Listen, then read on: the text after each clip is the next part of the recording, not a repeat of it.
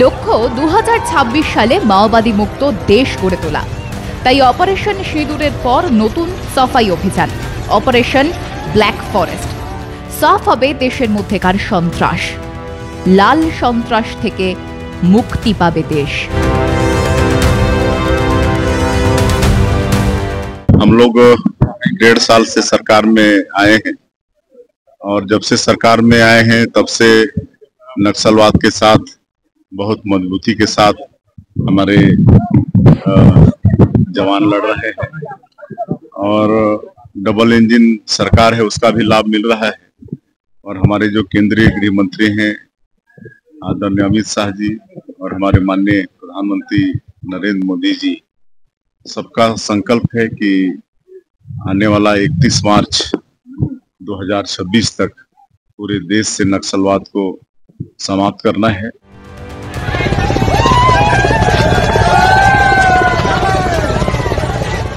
21 দিনে নিকেশ 31 জন মাওবাদী, ঐতিহাসিক সাফল্য বলছেন শাহ।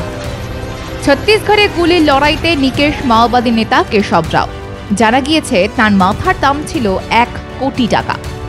গোপন সূত্রে গোয়েন্দাদের কাছ থেকে খবর পেয়ে অবুজমারের জঙ্গলে অভিযান চালায় নিরাপত্তা বাহিনী। এরপর সেনাবাহিনীর সঙ্গে মাওবাদীদের ব্যাপক সংঘর্ষ হয়। গুলি পাল্টা গুলির বিনিময়ে ওই কুখ্যাত মাওবাদী নেতার মৃত্যু হয়েছে। ছত্তিশগড়ের পুলিশ প্রশাসন এবং কেন্দ্রীয় নিরাপত্তা বাহিনীর যৌথ উদ্যোগের এই সাফল্যে বিরাট খুশি প্রকাশ করেছে ওয়াকিবহাল মহল।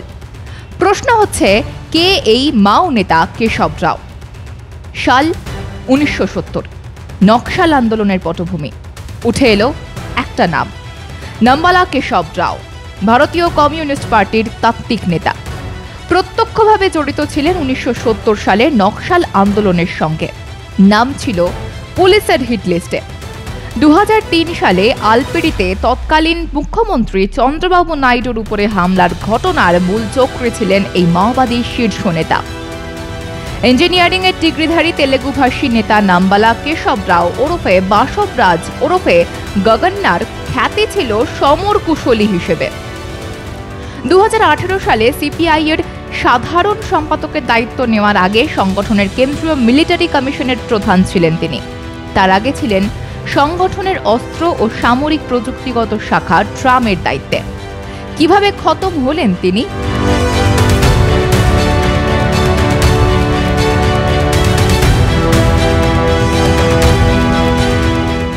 मुठभेड़ के संबंध में जो डिटेल जानकारी जैसा अभियान संपूर्ण होने के बाद हम जारी करें, क्योंकि अभी भी सर्चिंग अभियान जारी है। सुरक्षात्मक कारणों से हम सभी डिटेल्स अभी खुलासा नहीं कर सकता, लेकिन जैसे सीपीएम माओवादी संगठन के जनरल सेक्रेटरी जो पूरा संगठन का नंबर 1 कैडर है, जो पूरा देश में जो माओवादियों का सरगना है, यदि उनको मारा जाना तो मतलब निश्चित रूप से सुरक्षा बल द्वारा काफी बहादुरी से और टैक्टफुली इस अभियान को संचालित किए गए थे। লক্ষ্যে অবিচল শাহ। যেন তেন প্রকারেণ দেশের অন্দরের এই সন্ত্রাসের ভিত নাড়িয়ে দিতে হবে, তাকে শিকড় থেকে উপড়ে ফেলতে হবে। কেশব রাওকে খতম করার পর কি জানালেন, শুনুন সংশ্লিষ্ট দায়িত্বপ্রাপ্ত অফিসারের মুখ থেকে। और डीआरजी टीम्स का इसके पूर्व में भी जितना भी जो बस्तर संभाग के अंतर्गत जो अभियान संचालित हुआ है, इसमें कठिन भौगोलिक परिस्थिति के बावजूद कठिन जैसा जो क्षेत्र में और अनरिलेटिंग टेरेन है, घना जंगल है और वेदर का भी चैलेंजेस हमेशा रहते हैं। यदि तेज गर्मी रहते नहीं तो बरसात के सीजन रहते, इन तमाम चुनौती के बावजूद डीआरजी टीम्स ने इसके पूर्व में भी काफी उल्लेखनीय कार्य किया।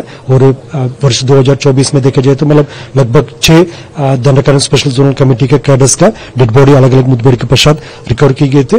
और काफी बड़ी संख्या में पीएलजीए कैडर्स का पीएलजीए कमांडर्स का डेड बॉडी रिकवर किए गए थे।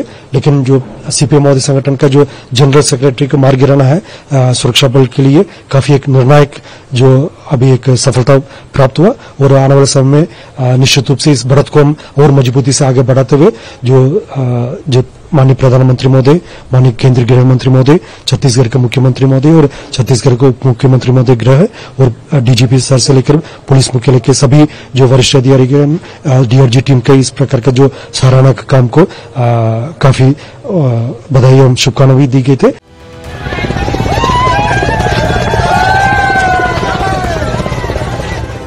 বুধবার ছত্তিশগড়ের নারায়ণপুরে মাওবাদী শীর্ষ নেতার মৃত্যুর পরে উচ্ছ্বাস প্রকাশ করেছেন প্রধানমন্ত্রী নরেন্দ্র মোদী স্বয়ং।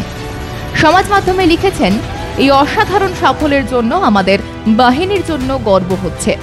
আমাদের সরকার মাওবাদী আতঙ্ক দূর করতে এবং আমাদের জনগণের জন্য শান্তি ও অগ্রগতির জীবন নিশ্চিত করতে প্রতিশ্রুতিবদ্ধ।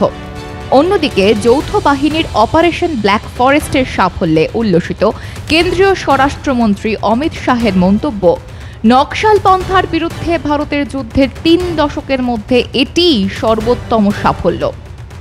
এই প্রথম আমাদের বাহিনী সাধারণ সম্পাদক পদমর্যাদার একজন নেতাকে মেরেছে। ভিজুয়াল। সন্ত্রাস মুক্তির পণ করেছে ভারত। সীমান্তে চলছে অপারেশন সিঁদুর, দেশের অন্দরে অপারেশন ব্ল্যাক ফরেস্ট। সন্ত্রাসের খুঁটি উপড়ে ফেলার লক্ষ্যে অবিচল আজকের ভারত। ব্যুরো রিপোর্ট, মাধ্যম।